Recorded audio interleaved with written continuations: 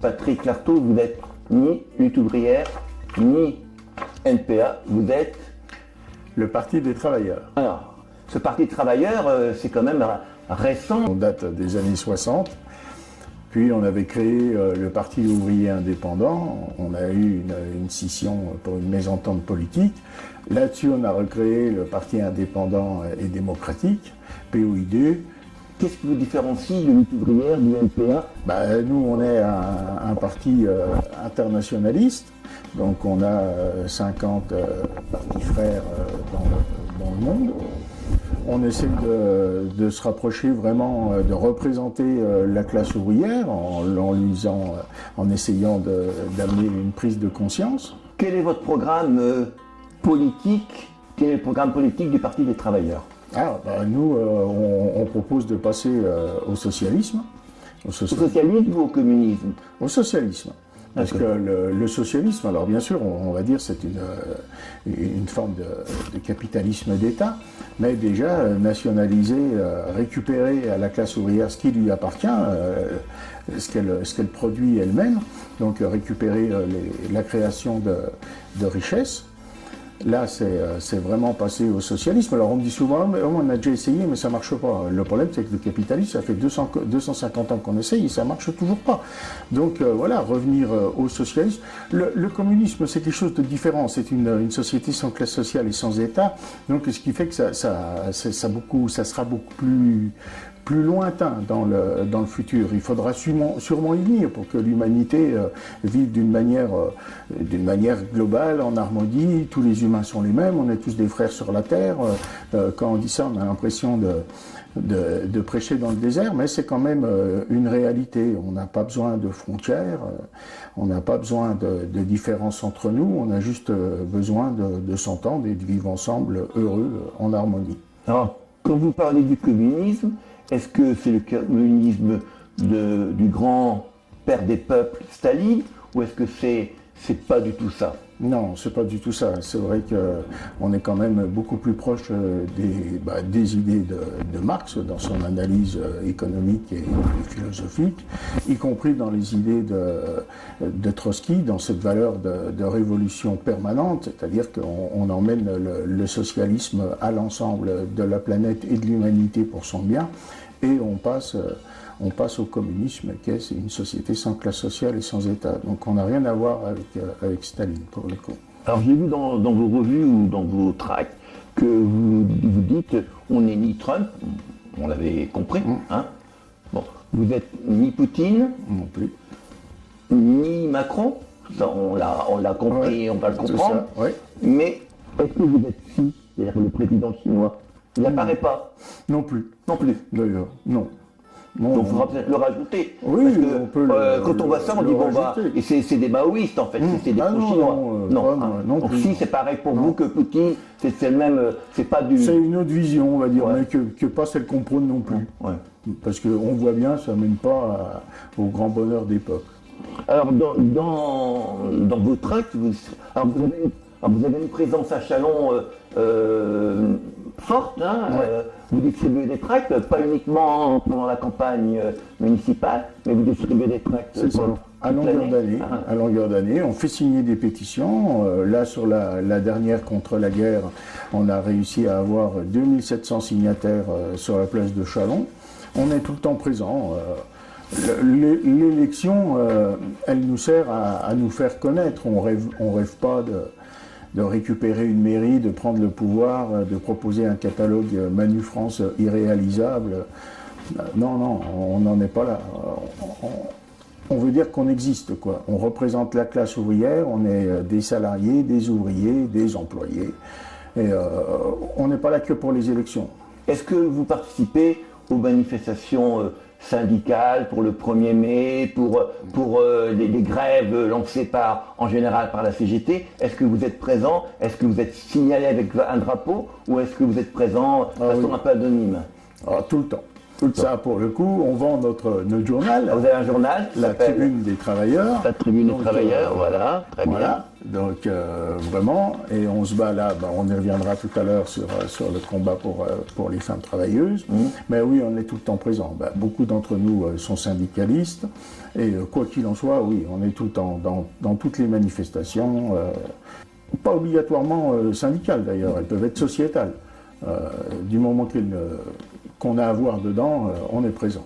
Alors, on est au mois de mars. Le mois de mars, c'est bientôt le 8 mars, c'est la journée des femmes. Alors, j'ai vu que l'Europe, pour vous, alors l'Europe, l'Union européenne, une arme de guerre contre les salariés, les agriculteurs et les jeunes.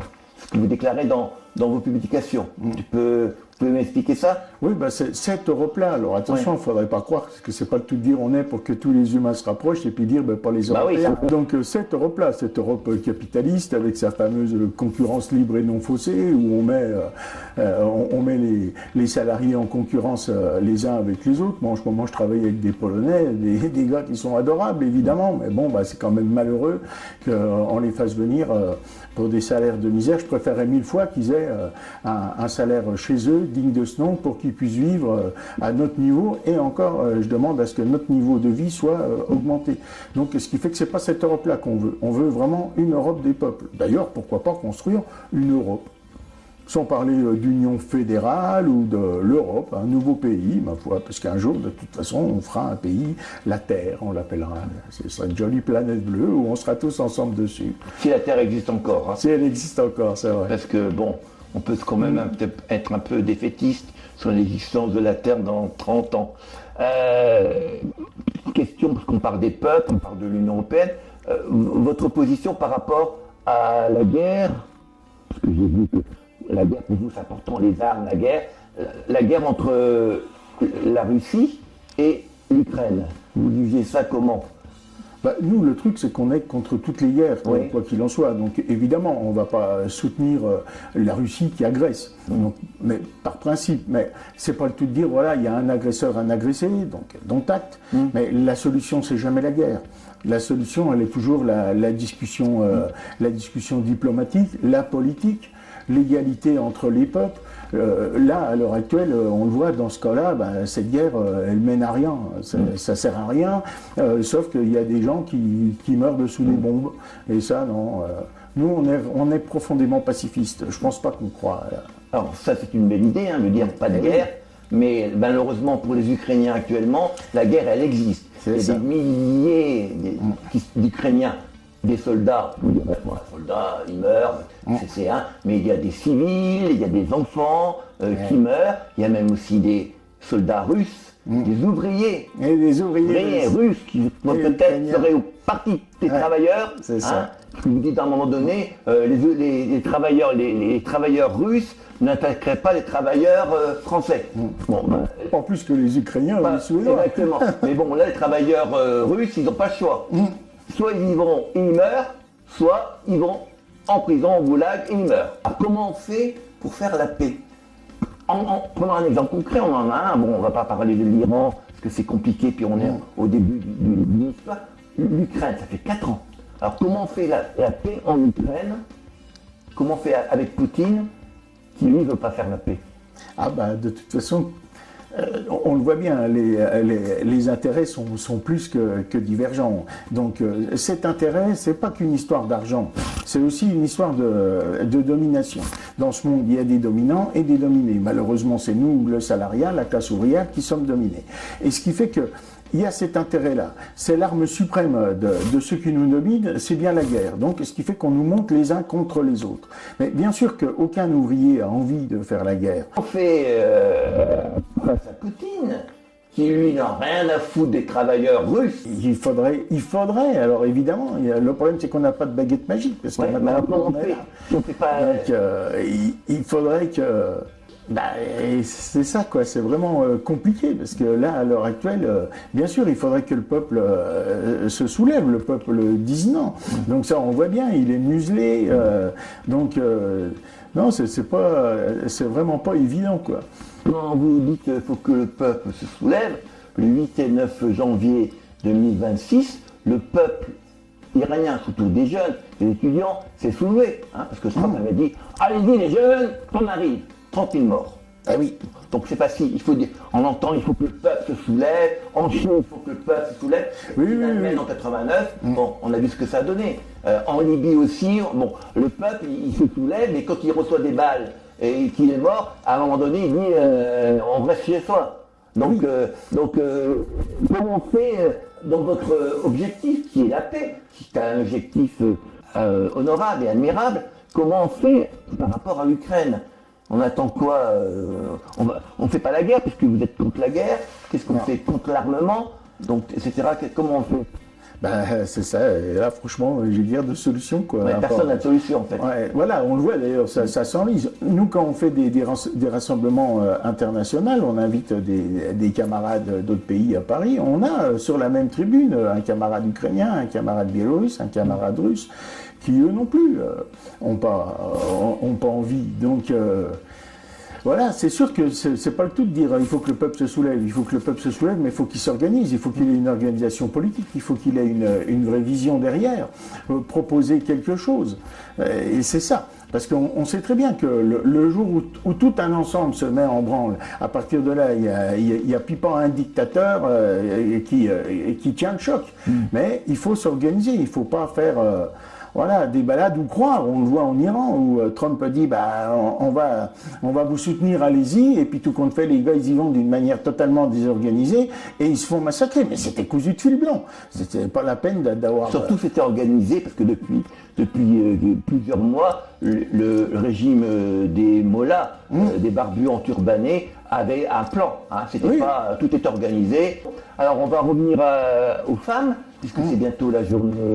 Mais sur la guerre, je voudrais finir quand même, parce qu'il y a quelque chose que je dis tout le temps, et ça justement, notre but c'est d'amener une émancipation au prolétariat, à la classe ouvrière. Il faut arrêter ces diatribes de dire qui veut la paix prépare la guerre. Non, qui veut la paix prépare la paix. Déjà ça serait déjà pas mal de se mettre ça dans nos têtes. Des guerres, on n'en a pas besoin. On n'en a pas besoin. Mais bon, en France, on peut se le dire, le peuple français peut dire qui prépare la paix, qui veut la paix prépare la paix. Mais est-ce que des gens comme Poutine, et comme le président de Corée du Nord, est-ce que dans leur mentalité, ils veulent la paix? Non, c'est sûr que non. Mais même de l'autre côté de l'Atlantique, même Trump, la paix, on le voit. Parce qu'ils en vivent de la guerre. Ça maintient les peuples sous domination. C'est ça. Ça fait un peu comme le chômage. Te plains pas, on n'est pas en guerre. Ça coûte cher, mais on n'est pas en guerre. Te plains pas, tu as déjà du boulot. Et nous, en tous les cas, on est là, on rame et on ramène des salaires de misère. On a du mal à faire vivre nos familles. Pour les femmes, donc c'est bientôt. Oui. Alors, vous réclamez quoi? L'égalité des salaires? C'est la moindre des choses. On en est à la 5e loi d'égalité des salaires, qui n'est pas appliquée, d'ailleurs, il faut le dire. Voilà, il y a toujours des excuses. Elle existe, cette loi? Elle existe, on en est à la 5e, elle n'est toujours pas appliquée, on est toujours dans les entre 15 et 20%, bien sûr c'est des moyennes, donc ça ne veut plus dire et rien dire, mais en tous les cas, c'est ça. Nous on dit les femmes travailleuses, c'est aussi la double peine, parce que dans une société patriarcale, on est toujours avec les femmes qui vont au travail, qui non seulement sont sous-payées, mais en plus rentrent à la maison, s'occupent des enfants et tout y quanti. Donc voilà, ça serait bien qu'on ait des vrais droits pour les femmes, d'où la journée internationale des droits des femmes. Puis aussi par rapport au féminicide, par rapport aux violences, aux viols, ce que les femmes subissent depuis longtemps.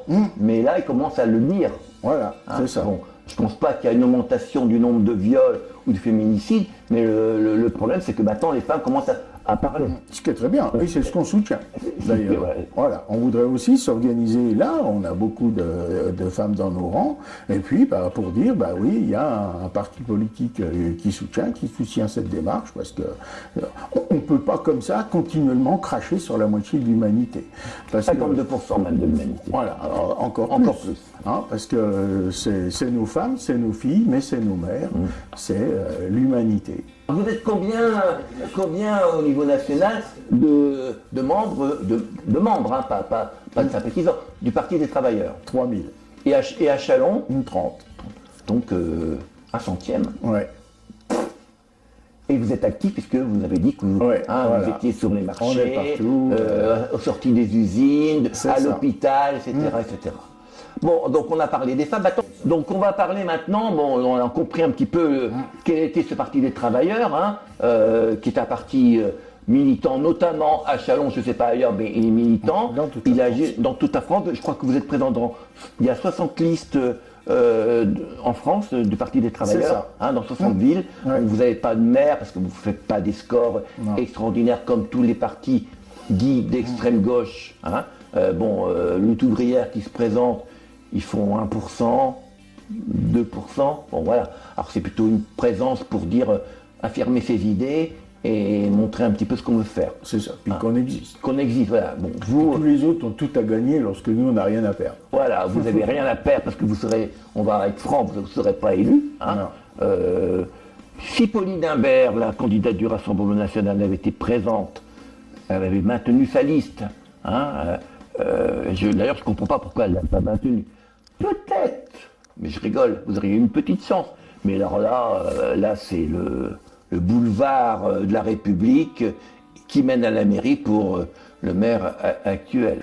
Après, c'est ça, il faut voir. On a toute une jeunesse qui est souvent désœuvrée, qui ne sait pas quoi faire.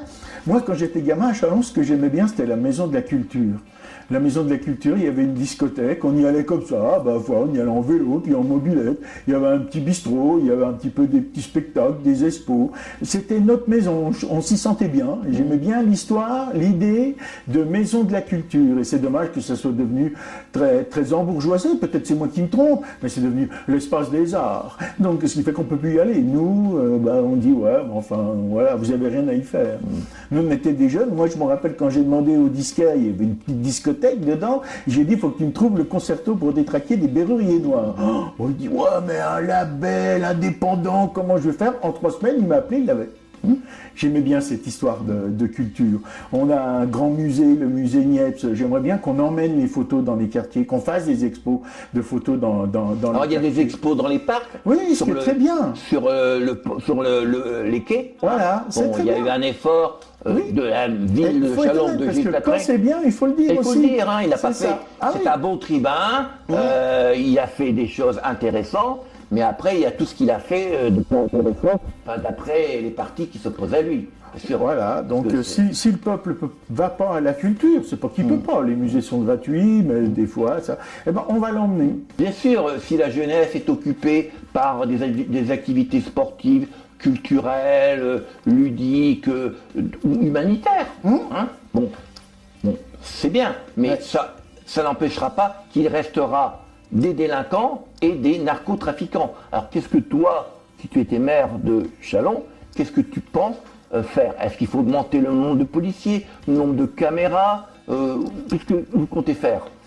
Nous, c'est vrai qu'on est plus orienté vers l'éducation, vers la compréhension de l'autre, mettre des éducateurs, expliquer les valeurs. Bon, le narcotrafic, il existe parce qu'il y a des clients.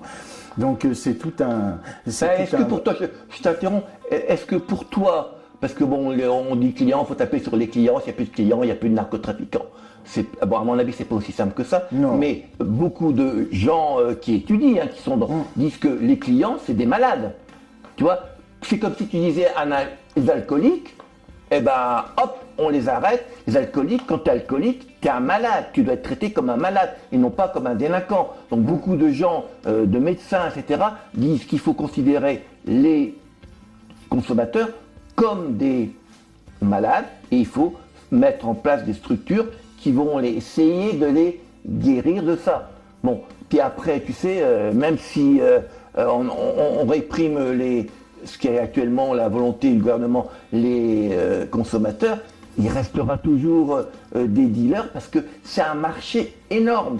Un guetteur, un gamin de 13 ans qui guette dans le quartier, quand les flics arrivent, c'est 100 € par jour. Et toi, tu vas à l'école, faut que tu passes un CAP de plombier, ça gagne bien. Attends, hein, bon. Donc, qu'est-ce que tu comptes faire contre cette délinquance, délinquance tout court et cette narco-délinquance qui commence à prendre de l'importance, et surtout avec les drogues de synthèse qui sont faciles à produire, pas chères, et qui sont un désastre au niveau de la santé humaine. Ah oui, ça c'est un vrai problème. Alors c'est vrai que, vu comme ça, c'est toujours facile d'amener des solutions simples à des problèmes compliqués. Et ça, c'est un des problèmes les plus compliqués. On augmente le nombre de policiers. Jusqu'à quel point? On en avait 20 à Christophe Siru, 50 actuellement à Brigitte Patray, voilà. Et 80 à la fin de sa troisième mandature. Et puis on a 200 caméras. On en aura 2000 autour, et puis ça ne changera toujours pas. Ça sera plus caché. Alors que faire? Voilà, les caméras, pareil, on va mettre des caméras partout. Les gars vont se masquer le visage, et puis on aura des beaux films de zombies dignes de Stephen King à la entrée de vendre. Donc c'est l'éducation, on en revient toujours à ça, de dire pourquoi des gamins arrivent à prendre des produits. Qu'est-ce qui fait que bon, quand tu rentres du boulot, que tu as une vie, que tu as un avenir, tu n'as sûrement pas besoin de prendre. Alors, des produits, moi quand j'étais gamin, bien sûr, c'était le shit. Donc maintenant, comme tu dis, oui, c'est devenu des drogues de synthèse qui sont sûrement d'ailleurs beaucoup plus dangereuses. Hein. Donc voilà, on en est là. Comment on fait? On donne une vraie vie sociale à des gens, les jeunes à l'heure actuelle, parce que c'est quand même beaucoup les jeunes qui utilisent, comme c'était nous, notre cas, il y a une génération, ou deux, hein, on se fait vieux. Il n'y a plus d'envie, ils n'ont plus d'avenir, donc on leur donne pas ça. Donc ce qui fait qu'à un moment donné, tu vas chercher ta vie dans les paradis artificiels, et ça c'est un vrai problème. Donc c'est un marché, il y a un marché de la drogue. Donc c'est sûr que c'est pas les consommateurs qui font, c'est tout un ensemble. C'est cette société-là qui fait que quand tu travailles à l'heure actuelle, que tu es tout seul avec tes 1400 € que tu es jeune, tu peux pas te payer de loyer, parce qu'un loyer sur Chalon, t'as pas le temps d'y voir, un pauvre studio c'est 350-400 €. Donc, ce qui fait qu'une fois que toi, tu veux être libre, indépendant, il te reste quoi? Il te reste une PlayStation et puis ton cachet magique qui te fait oublier les malheurs de la société. Donc, c'est pas ça. Il n'y a pas de solution comme ça. Tac, un coup de baguette magique. On va tous en trouver. Tout le monde en trouve. On les voit. C'est beau. Oui, puis je vais vous décrocher la lune. Vous inquiétez pas. Mais ça marche pas comme ça. C'est bien dommage. Et il faut que ça soit quelque chose de plus réfléchi, de plus posé. Et l'hyper-répression, ça n'a jamais marché. Et ça amplifie même le système. J'ai le copain qui me disait là, oui, dans un article du Sciences et Vie, on est abonnés tous les deux au Sciences et Vie, où justement il y a toute une étude scientifique qui prouve que plus on va vers la répression, plus la délinquance augmente. Donc ça veut dire quoi? Donc c'est pas ça, c'est un problème de société, c'est sûrement pas à Châlons. Alors pour le coup, là c'est vraiment pas à Châlons qu'on va le régler, c'est un problème de société. Il faut que toute la société se pose la question de savoir les pourquoi, les comment, et malheureusement on arrivera peut-être à quelque chose. C'est vrai que par rapport au cannabis que tu disais, que quand tu étais jeune, comme beaucoup de jeunes, tu volais des cerises et tu fumais du cannabis. Ça fait 40 ans que la France a une politique répressive, la plus répressive d'Europe. 40 ans. Ouais. Et le constat, c'est que la France est le pays où le nombre de consommateurs de plus en plus jeunes augmente. Ouais. Donc, quand on est intelligent, on dit « je mets une politique depuis 40 ans, ça marche pas ». On dit « on va changer ». Non, on continue. Et en plus, maintenant, le cannabis, il est coupé avec des herbicides, etc. Puis le cannabis, ça va devenir de la rigolade. Voilà, c'est comme le blanc limé. Souvent, on se voile la face. On dit, voilà, alors, les jeunes, ils se droguent. Alors, on a tout un panel de... Mais, les jeunes, on ne dit pas uniquement les gens des quartiers, mais aussi des quartiers de ville. Parce que le centre-ville, paraît-il, sans drogue. Rigolons. Alors on se dit, ils se droguent et ça leur abîme le cerveau, ça rend malade, tout le monde y va de son. Mais, donc ça veut dire quoi? Ça sous-entend qu'ils sont bêtes comme des ânes? Ben, bien sûr que non. Non, ils sont addicts. La drogue, ils la prennent déjà pour une raison. Qu'est-ce qui fait que j'ai besoin de me droguer? Qu'est-ce qui fait que j'ai besoin d'avoir une altération de conscience pour m'évader de cette société? C'est ça le gros problème. Déjà, on va déjà parler de ça. Et peut-être que tout compte fait, on verra que par magie, il y aura peut-être moins de drogués. Parce qu'on les aura éduqués, parce qu'on leur a donné un espoir dans la vie, parce qu'on leur a fait voir l'avenir, un avenir meilleur, pas un avenir où on va me filer un FAMAS pour aller buter mon frère de l'autre côté de la frontière. Pas celui-là. Donc c'est peut-être tout ça. Et là, on arrivera peut-être à commencer à résoudre le problème. Alors, dernière question. Dans votre programme, dans ce tract que vous distribuez sur les marchés, donc je pense que dimanche... Dimanche, on y sera comme tout le monde. Dimanche, c'est la grande fête. J'invite tous les Chalonnais et Chalonnaises d'aller dans les rues du marché, jusqu'à la cathédrale. Alors là, c'est bonheur, on va voir. Dans votre programme, il n'y a pas d'écologie. Ça veut dire que, bon... Non, bien sûr, l'écologie, c'est un vrai problème pour tout le monde, ça c'est sûr. Moi, quand je vois, et je viens du Morvan, ça va, quand je vois qu'on coupe un arbre, ça me fait toujours mal au cœur. Après, il y a beaucoup de démagogie sur l'écologie, sur qu'est-ce qu'on peut faire à Châlons. Alors on va mettre des vélos, mais ça va pas parce que c'est en même temps que les voitures. On le voit d'ailleurs, il faut absolument qu'on aménage ce plan de circulation dans Châlons. C'est une catastrophe.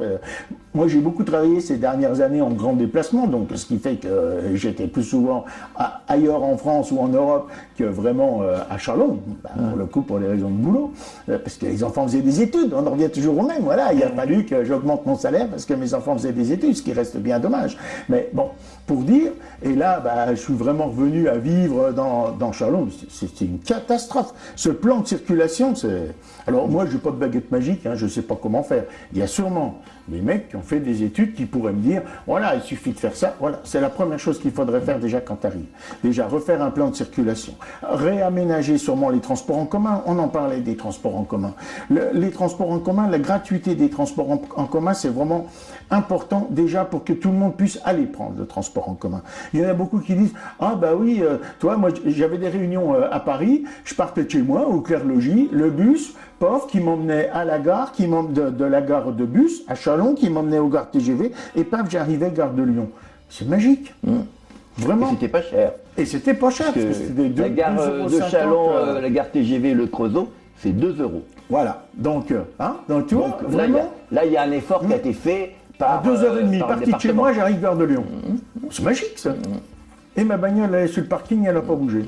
Donc je dis voilà, il faut que les gens se réapproprient les transports en commun. La première chose qu'il faut faire, c'est déjà la gratuité des transports. Pour simplement qu'on dise, écoute, c'est gratos, je vais y aller. Même d'un point A, d'un arrêt A à l'arrêt B qui est le suivant. Mais tout simplement pour qu'on s'habitue au transport en commun. Et là, on verra, la gratuité, il n'y a pas de débat. Tac, on y va. Et là, on verra qu'avec les transports en commun, sûrement plus qu'avec les pistes cyclables. Bien sûr, c'est magique, les vélos. Moi, je l'ai vécu à Breda. J'ai été travailler à Breda, en Hollande. Le dimanche après-midi, t'entends que les dérailleurs de vélos. C'est magique. Mais c'est comme ça depuis les années 60, c'est toute une vie, c'est tout un aménagement, bien sûr, mais déjà les transports en commun, ça limiterait des parkings en dehors pour rentrer. On le voit à La Rochelle, moi je l'ai vu à La Rochelle en tant que touriste, pour aller voir le vieux La Rochelle, tu te gares à côté, paf, il y a un bus toutes les 10 minutes, paf, tu vas le vieux port de La Rochelle, des navettes, voilà. Ça, c'est très bien. Il y a quelque chose à faire. Et ça, c'est de l'écologie pratique et qui rend service à tout le monde. Alors, pour les vélos, c'est aussi une écologie. Le problème des vélos, c'est qu'il faut des pistes cyclables, des vraies pistes cyclables. C'est ça. Déjà protégées de la route et des pistes cyclables où il n'y a pas de trous.